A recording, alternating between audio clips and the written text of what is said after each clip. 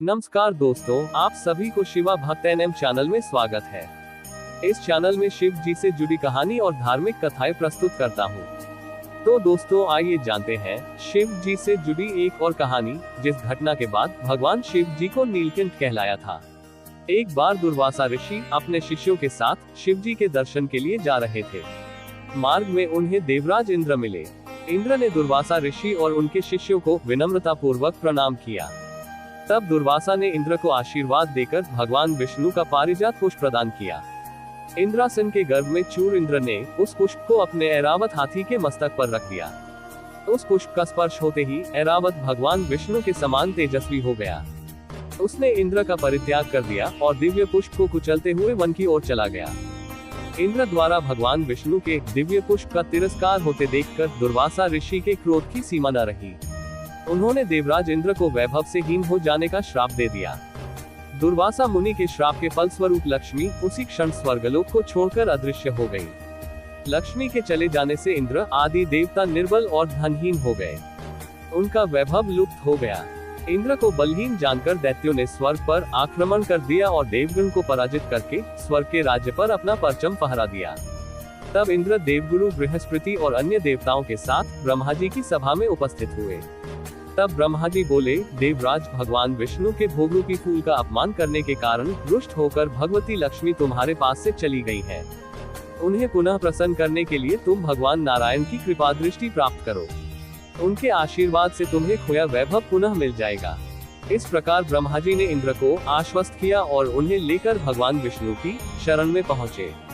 वहाँ भगवान विष्णु भगवती लक्ष्मी के साथ विराजमान थे। देवगण भगवान विष्णु की स्तुति करते हुए बोले, भगवान, आपके चरणों में हमारा बारंबार प्रणाम।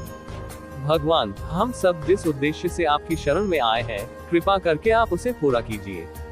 दुर्वासा ऋषि के श्राप के कारण माता लक्ष्मी हमसे रुठ गई है और दैत्यों ने हमें पराजित कर स्वर्ग पर अधिकार कर लिया है।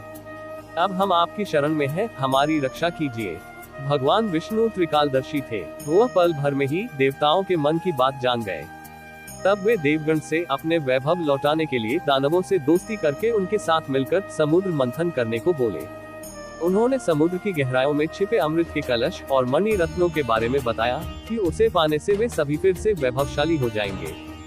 भगवान विष्णु के कहे अनुसार इंद्र सहित सभी देवता दैत्यराज बलि के पास संधि का प्रस्ताव लेकर गए और उन्हें अमृत के बारे में बताकर समुद्र मंथन के लिए तैयार कर लिया।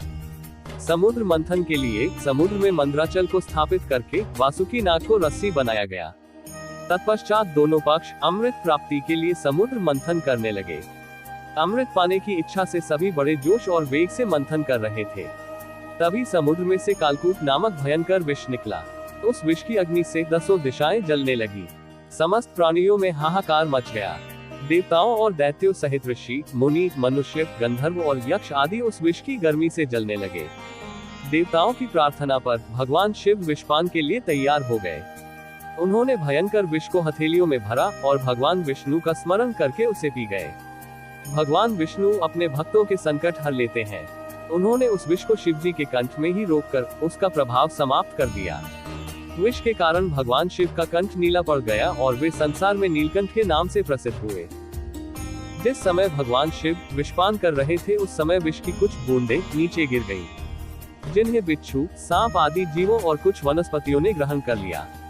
इसी विष के कारण वे विषैले हो गए। विष का प्रभाव समाप्त होने पर सभी देवगण भगवान शिव की जय जयकार करने लगे। हलाहल के बाद समुद्र से कामधेनु प्रकट हुई।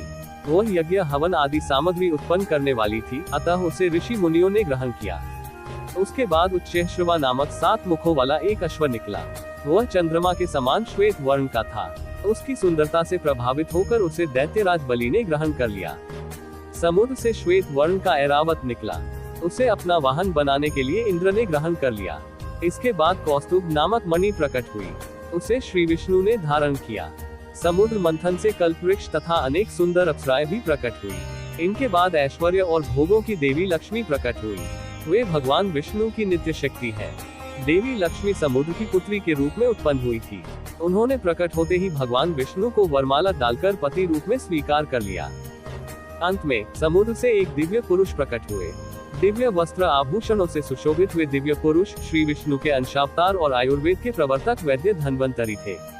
उनके हाथों में अमृत से भरा कलश था। उन्हें देखकर दैत्यों ने समुद्र मंथन छोड़कर उनसे अमृत का कलश छीन लिया। तब भगवान विष्णु ने मोहिनी अवतार धारण करके देवताओं को अमृत पान करवाया। इस प्रकार सभी देवता वैभव से संपन्न होने के साथ साथ अमृतपान करके अमर हो गए।